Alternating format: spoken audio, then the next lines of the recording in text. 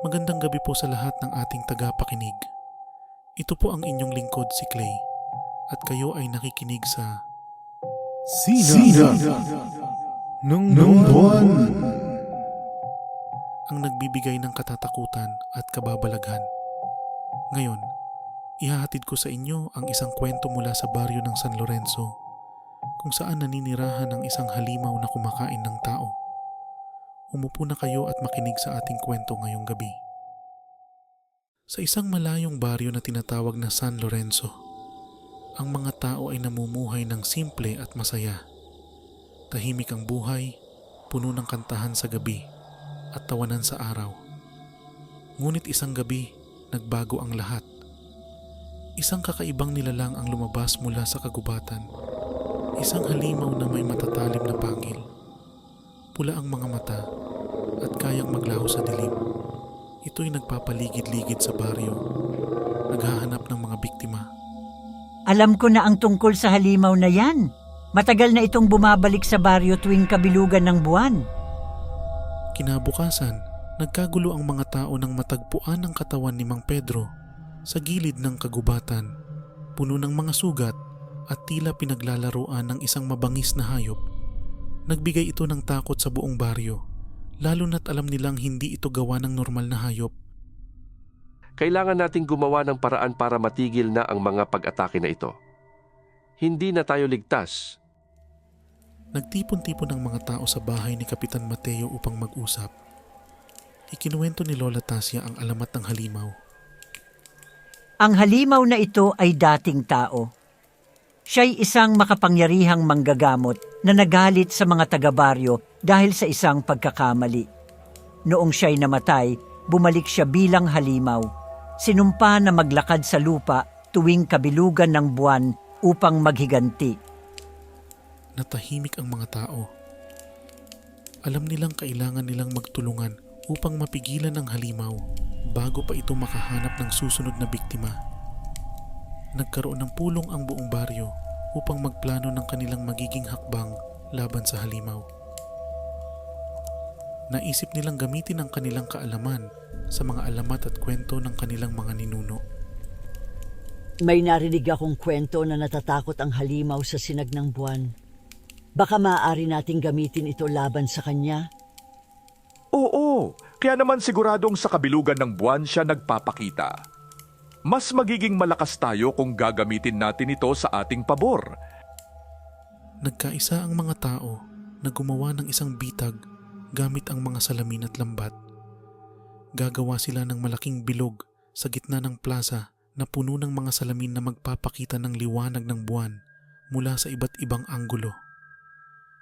Nagtulong-tulong silang maghanda para sa laban na kanilang kakaharapin.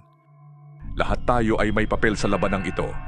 Lahat ay magtutulungan para sa kaligtasan ng ating baryo. Walang susuko! Nagsimulang maghanda ang mga tao para sa kabilugan ng buwan.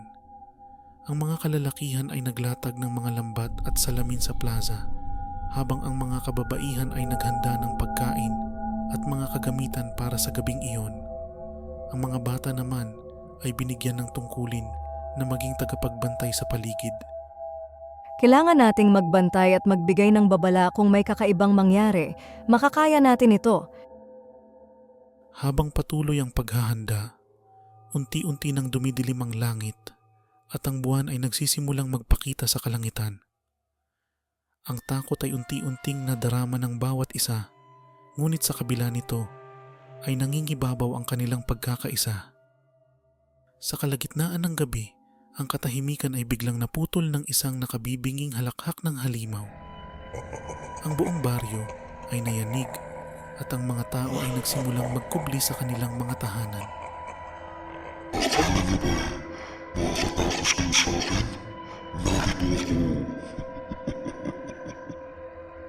Nagsimulang maglakad ang halimaw patungo sa gitna ng baryo. Ang kanyang mga mata ay nagliliwanag sa dilim at ang kanyang pangil ay kumikislap sa ilalim ng buwan.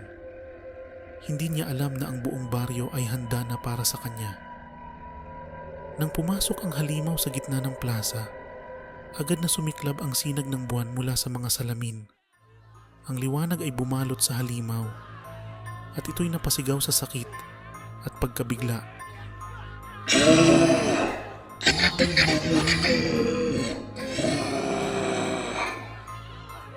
Nagsimula ang mga tao na paikuti ng mga salamin upang lalo pang magliwanag ang paligid.